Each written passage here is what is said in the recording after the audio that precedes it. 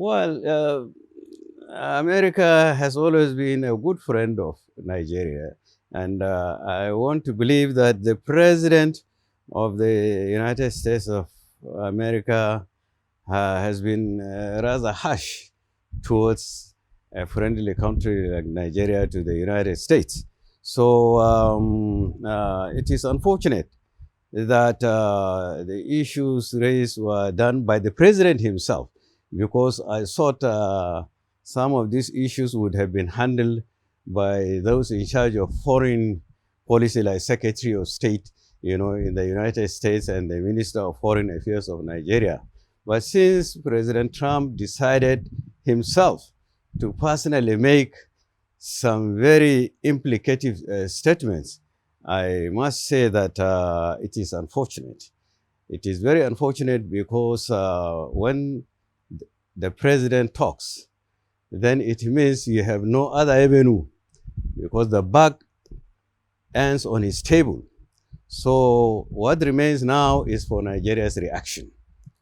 And to me, Nigeria should have by now sent a special envoy to the United States of America to meet with President Trump, a person with requisite caliber, such as Professor Bolaji Akinyemi or Professor Ibrahim Gambari or Ambassador Babagana Kingibe, who are all former foreign ministers of Nigeria and veteran foreign policy experts, or even the Minister of Foreign Affairs of Nigeria, should have been sent with a special letter from President Bola Ahmed Tinubu of Nigeria to explain the situation that actually exists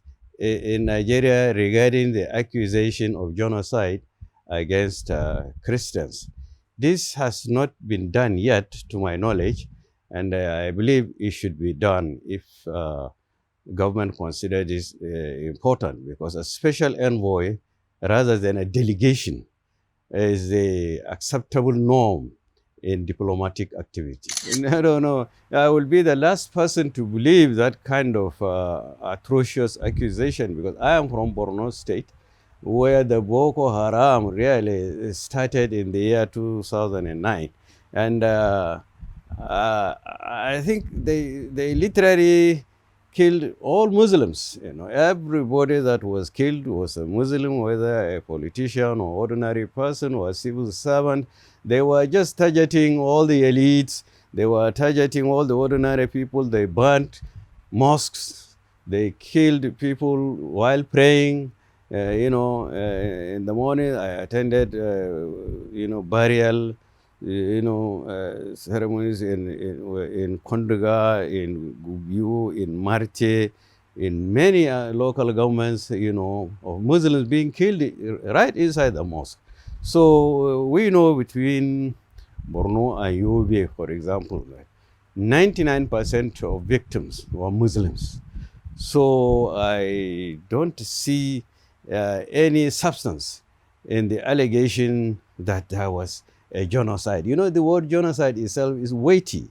Genocide is a deliberate, planned action to exterminate or eliminate a particular religion or a particular ethnic group. But this has not ever happened. In Nigeria, we all live together in one family. You see, Muslims and Christians. Even our president, his wife is a pastor. So you can see that Nigeria is a different country.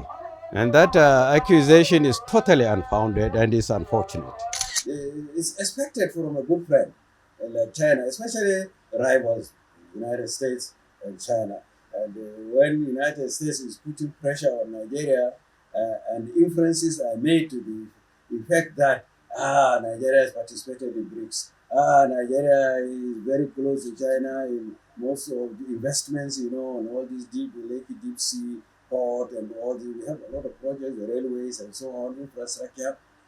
So when things like this are being mentioned as reasons for aggressiveness of President Trump towards our country and our president, naturally, a good friend like China would react in the manner they did.